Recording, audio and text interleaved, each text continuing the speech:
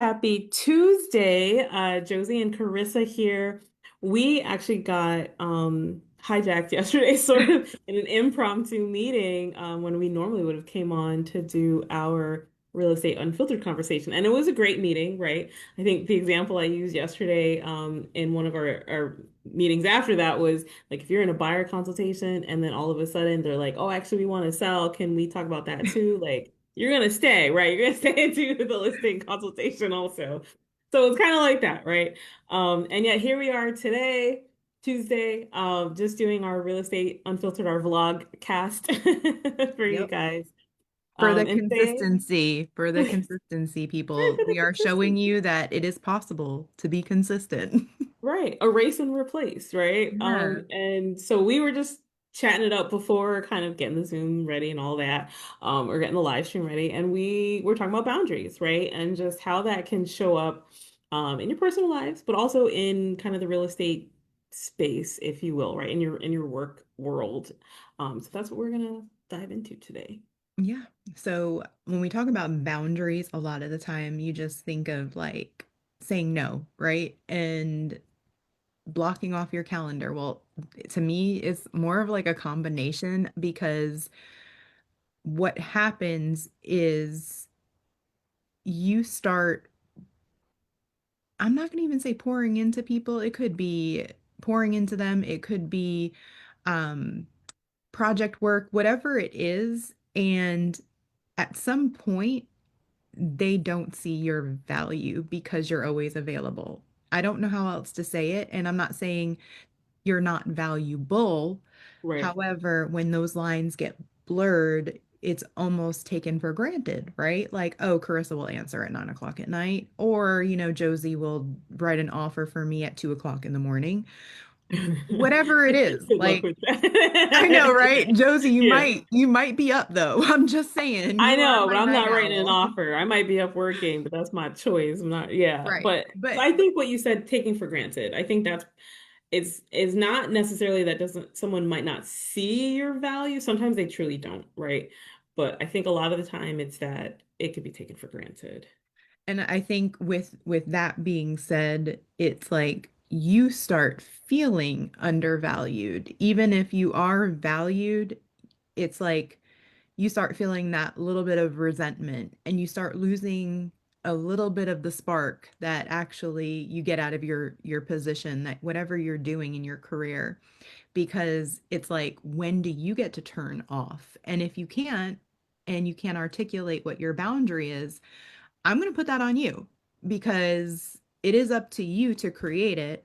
And that is the only thing you can control, is creating it and following it. Now, if people get upset with it, they're probably the reason you form that boundary, right? Right. So, um, it looks different ways. Like for Josie, who is the director of ops and all the things for the office, she has to be, in order to do what she does there, it's like she has to be very specific on her calendar and time block and create the boundaries there first, because she's got agents, she's got her team leader, she's got, what we do with the Real Estate Operations Institute, and then she has her coaching business. So to be able to like flip hats and not drop all the balls, you have to have boundaries. Right. Yeah. Uh, Yeah. And even when, so like the example would be in our team, we do a morning huddle, right? We do it via WhatsApp because that's where our team chat is. And so, like, what's everybody working on today? So I am always careful. I don't always put like what times my meetings are and things like that, but I will let the team know if I have a heavy meeting day. And I'm a hybrid, if you will, type of ops manager, right? So as long as I get my stuff done, I don't necessarily have to be working 9 to 5 for the team. So I do integrate classes, masterminds, whatever throughout the day, coaching sessions. And if that means I'm working till 10 o'clock at night on team stuff, then I'm working till 10 o'clock at night. Stuff will get done when it needs to get done, right? In an appropriate time frame. And yet there are still times where I might say, like, hey, I'm completely unavailable until, let's say, 11 a.m. And I'll still get people trying to blow up my phone.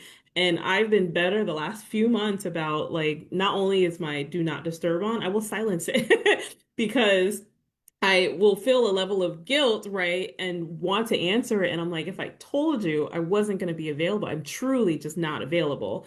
And it's not like I'm working on something and I'm trying to stay focused. Like that's different. And you do also need boundaries and you need your blockers for that stuff too. But there's just like if I'm in a meeting, I'm trying to be present in the meeting. I'm not necessarily trying to field calls. And while yes, coaching clients might do it to me sometimes, like you really shouldn't like if you're in, we use buyer consultation, listing consultation example again, are you going to stop to take a call from someone else unless it's an emergency? Like if your kids are calling you when they should be in school, maybe yes, you're going to stop. Like, I don't know why my kid is calling me right now. But if another client or a vendor or someone calls, you're in a meeting with a potential client, right? So you're not going to disrespect them and disrespect that time.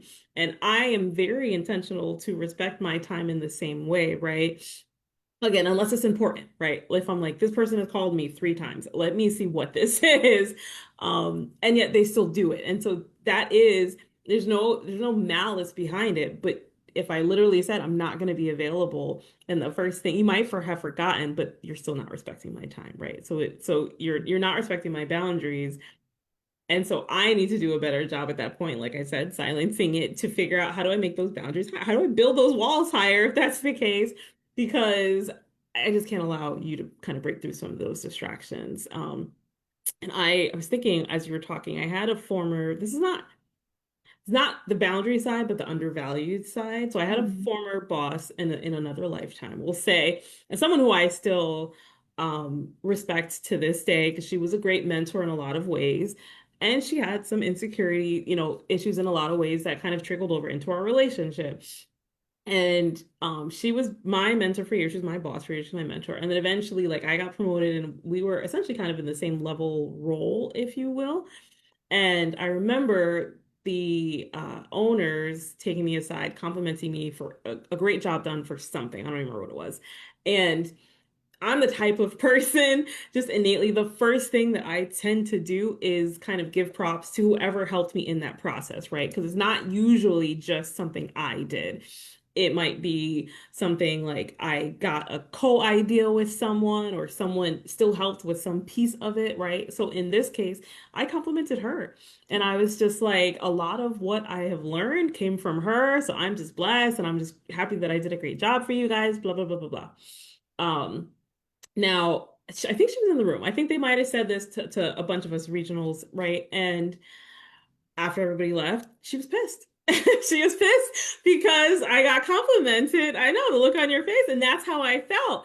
I was like, the first thing out of my mouth, literally, it wasn't like, oh, thank you. It was everything that I've learned is because, and then it was, oh, thank you, right?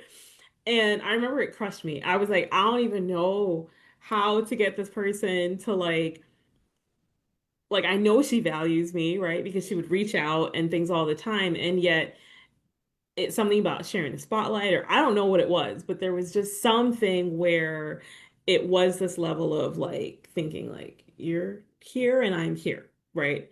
Yeah. And so people, there's so many people who do that without realizing it, and maybe sometimes they do.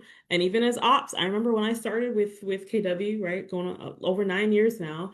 And if agents would come through, they'd see me, they'd get excited for a second, think it was a new agent, and they're like, "Oh, you're Val's admin, okay."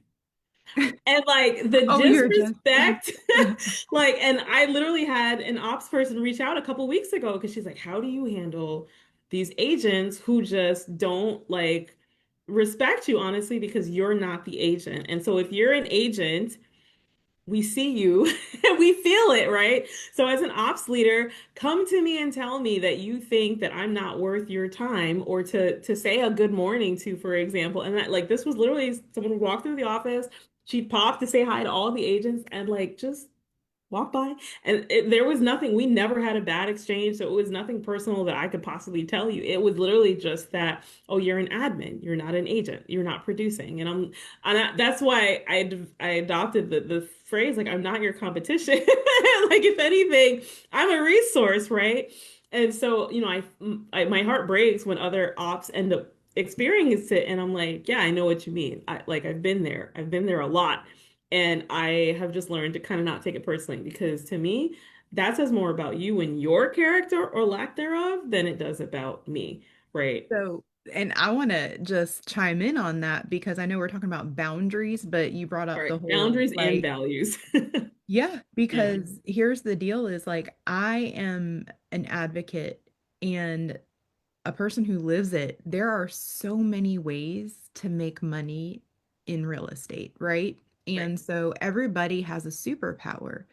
And it just so happens that my superpower and your superpower is the behind the scenes in right, organizing it and making sense of the things that our agents are just, I call them like calamities. You know, they are literally running through walls and they are leaving crumbs all over. And we are, I say it all the time, we're the cleanup crew, but we work together. It's like, you could not be as great as you are without someone like me in your corner. And vice versa. Like I could not be the rock star selling 10 million, $20 million a year in real estate because that's just not my love language. That's not how my right, brain works. It's very systematic and uh, it just doesn't. However, that doesn't make me less valuable right, or the agent less valuable. We work as a team together. So if we could start looking at each other as that in the real estate industry as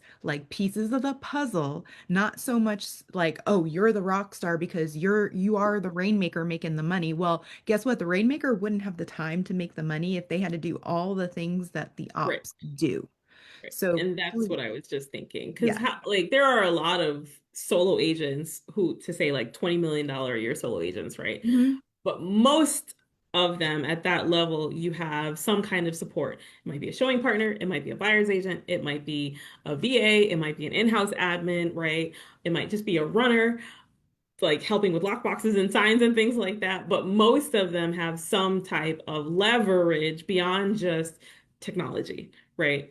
And so even that person did not get to that level on their own, right? Or maybe even they took classes. And so it's this idea of you're not better than another person. You might have been more successful in a certain space, but don't judge like apples to oranges, right? Because That's it. I They're might not all be an agent selling 50 houses a year because I choose not to, but come do what exactly. I do. Come sit in this seat and like create like the systems and create the websites and do all of the thing and like juggling the different agents and the different conversations and the different clients and the vendors and the attorney like come do that and Right. still smile and And I see. also like I know this is definitely not a bash on agents. This is just showing you like the flip side, Well, it's a like the bash on the agents appreciation. who don't respect. That part, but it is Yeah. also like I think it's a great opportunity. I've talked about this before. Sean Rawls, he wrote the book Effortless. I don't know if you Oh, read it. yes. Yep. But Yep. Yep. he did an experiment in one of his market centers back in the day where he told all the people that were salaried employees or 1090, Hmm. whatever it was, however they were stipend, but they got a paycheck on the first and the 15th, and they were guaranteed their first and the 15th. And so he pulled them all in an office and told them that they weren't getting paid something with money, like, oh, it was tight. I don't remember, but they're eventually going to get paid, but just not this week. And everybody was like, oh my gosh, like everybody's all up in a tizzy because I'm not getting my pay. And so he then pulls back and says, "You know what? I was only joking. You guys are all getting your pay. I just wanted you to feel what it feels like to be a real estate agent for just 30 seconds because sometimes you don't have the grace that you need when interacting because some of these agents are broke. Some of these agents are going 30, 60, 90 days without a paycheck and they don't know when the next one will come. So just putting yourself in their shoes just for a couple of seconds, not saying you deserve to be disrespected or treated poorly, but if they're not like all chipper and, happy to be in the office, just understand that they may be going through something. And so I feel that, I am a semi-hybrid when it comes to that. So I do understand because there was a time period where I was just selling houses and that's what was my income. There was a time when I was just operations and that was my income. There was a time when there was two. And same now. It's, being a broker, I do have a stipend that I am paid, but I do also sell here and there. So it is a combo as well. But Right. just And you coach, we understanding, do this together, right? yes, Yeah. that's it. And if you can just pull back and understand that we are all in this together and we all play a very important piece.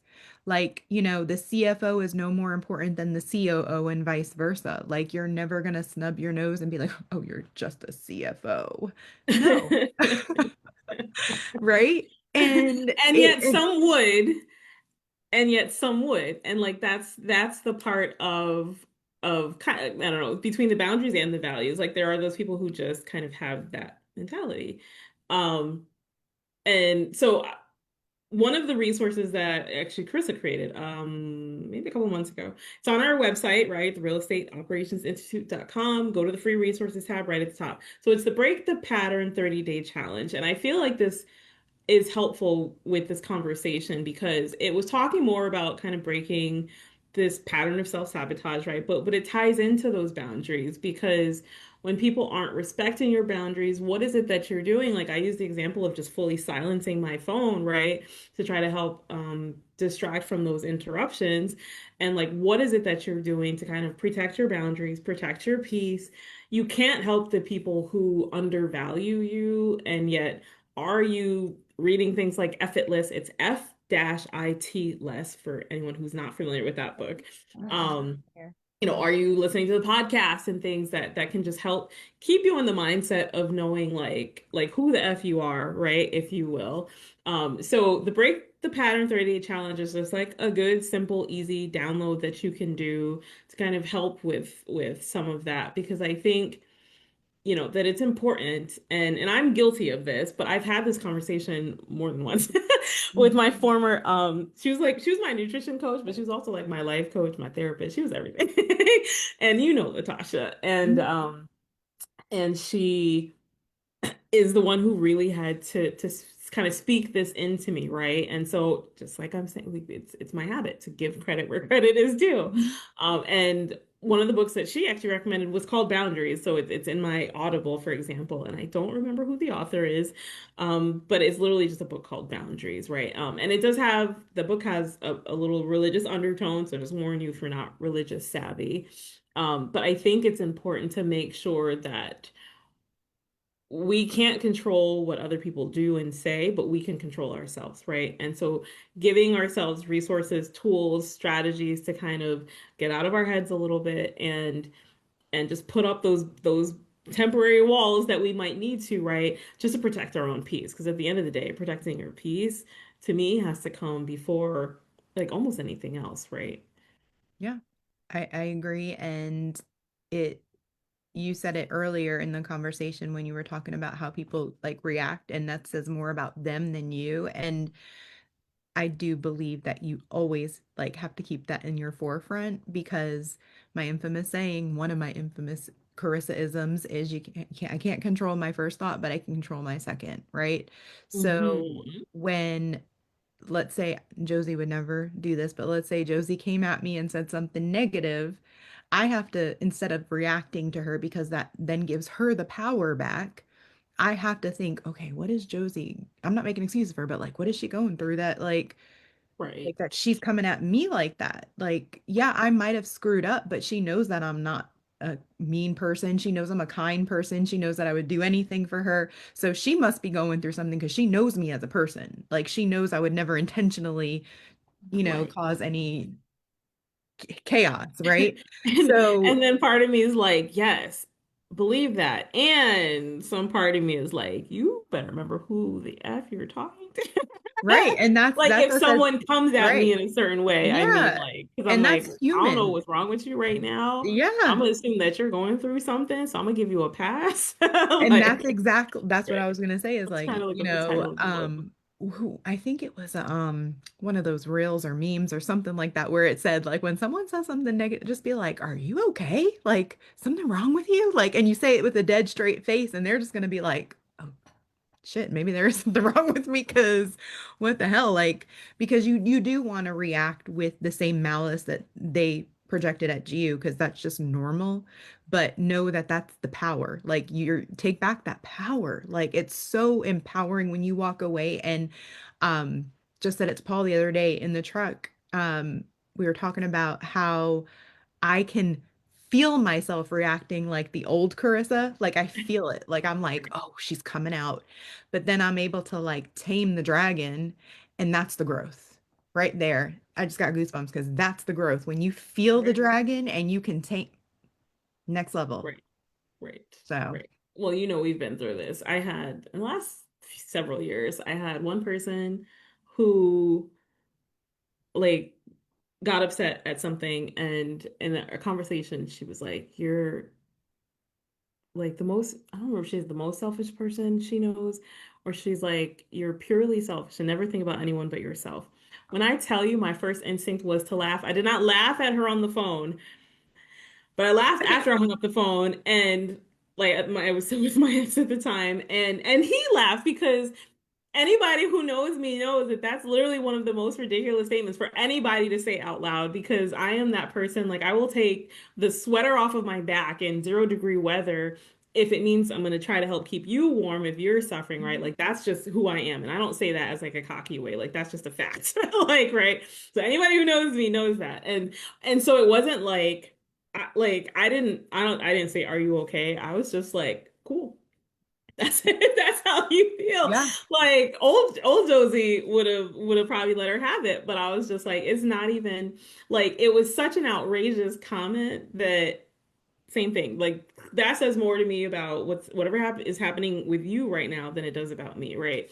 Someone else I think right. was like, this was Carissa knows fully about this. Something about we were having a disagreement back and forth, and she was like, "You should." Are you in therapy or you should go to therapy or something like that. And again, I laughed. And this was via email, so I laughed. I was like, well, first of all, why would you put that in writing? Because like that's just a lawsuit for the wrong person. And so that's why for me, you know, I pour into Max John Maxwell, and I do a lot to try to keep my mindset elevated. And it does not mean that I don't get pissed and that I don't like react, right? Like all those agents, like when you can tell like the ops and some so the ones who kind of just are dismissive because you're ops and you're not like a realtor, or you know, I am a licensed realtor, but you know what I mean. Yeah. You could just tell. Oh, you're But just ops. Like you're just ops. right. But like so I just don't I have just learned to kind of just yep. Yeah, And I'm I was telling like, you, you it's do about you, taming boo, that if that is how dragon. you Like feel.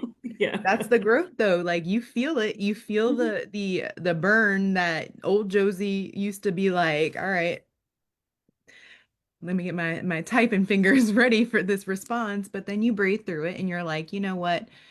Again, that this says a lot more about the other person than it does me. And then the fact whoever you spoke with the other day, I don't know who it was who said about selfishness, like, Oh, no, it was a few years ago. oh, But well, but it's one of those comments that sticks out because oh when yeah, I oh, tell I you know it what was you're I like know what you're talking about now. I know what right, you're talking about right, now. because we But we talk. But yeah, it was just one of those where like you it's I like mean, you know who you are as a person, right? that's And it. so That's when it. people say certain things, like you can go like nth degree with it in your mind and blow up at them, or you can absorb it and realize how ridiculous something might sound or just how off-putting or whatever, and like, all right, that whatever that wherever that came from, that ain't had nothing to do with me. Nope. Right. That had nothing to do with me. Doesn't mean it's okay. Like I said, I'm still to a degree to this day, I'll still potentially put you in your place depending on what is said. And yet like I'm not even like I it doesn't sit. I guess that's the difference. I don't let it sit because in those instances, I don't, right? Like if my sister came to me and said something that was like extremely hurtful, that would sit because that's my sister. That's one of my closest people, right? But you know, it's just Yeah. one of those. And so Boundaries, it was by Henry Cloud. I was looking it up on my Audible. So Henry Cloud and some other authors that I didn't see. Um, one book to suggest, the 30-day break the pattern challenge is another tool to suggest potentially. Yep. Well, I thought this was a great talk, very much needed. personally and for somebody out there, somebody needed to hear it, that you are valuable, you are worthy, and you cannot let other people make you feel like you're not because you're in control 100%. So if you think you're valuable or you think you're not valuable, either way you're right. So figure out which way you want to go because either way you're going to be right. So, Yeah. I mean, and it's the reality that you can't be all things to all people, and you shouldn't want to be, and you shouldn't want to try to be, right? All things to all people. Um, and the importance of surrounding yourself with the right people, right? So like even if we're having a bad day, if I'm gonna see Carissa, I might vent and I'm like, I'm sorry, I just gotta get this out, and she'll do the same, mhm, right? And yet it's a safe space. You have to find who your safe space people are, because that's the other piece of it. Like it's important to not just keep that stuff bottled up, right? So if someone makes you feel a certain way, sorry that you went through it, and try to remember that it's more about them, less about you, mhm, typically, right? Most of the time. Doesn't mean, depending on what it was, if you need to do some internal source searching to make sure it wasn't really about you, because that can also be valid sometimes. But most of the time, like if someone is giving you true critical feedback, they're not going to be doing it in a cruel, disrespectful way, right? So that's kind of the difference. And so setting those boundaries emotionally, setting those boundaries literally in your physical day, right? mhm. And then making sure that you're actively, constantly doing things to try to kind of protect that peace and surrounding yourself with the right people and actively reading the books and the podcasts and things that will remind you, like I said before, just remind you who the F you are, right? Because Right? you're a person of value, like Carissa just said. Yeah, you create the ceiling, nobody else. So remove it. That part. Right, right, right. Exactly. Yeah. Well, hopefully this kind of conversation, this was some, we say our real talk, our unfiltered is a real conversation. And this one was for sure some real conversation. So we hope that it helps someone out there listening to this. And if you are struggling with a conversation that you need to maybe have with someone else, right? Because you're not sure how to kind of break out of those boundary challenges that you've been having, then reach out to us. Like literally, you can comment or private DM. Like we can definitely just have like a quick one-on-one chat and help give some tips about what's worked for us in the past. Absolutely, because we've had some difficult conversations in our careers, in life. So absolutely reach out. Yes, absolutely. Well, enjoy the rest of your Tuesday. Enjoy the rest of your week. I don't think anyone is getting a bunch of snow and ice, so yay for that across the Praise the country. Lord. I know. Well, I shouldn't say that. As of Colorado, Minnesota, like some of y'all probably, but the They're majority of built us. for it. They are built for it, though. Like they literally ride around in snowmobiles, and that's their thing. So, Exactly, exactly. So, okay, well, thanks, guys, and we'll see you guys bye. soon.